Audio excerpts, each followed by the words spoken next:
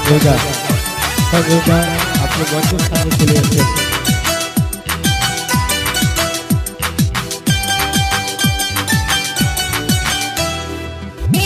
সে পাগল হয়ে পিছন ধরিল, ডিজে গানে নেচে শরীর ঘামে ভিজালো।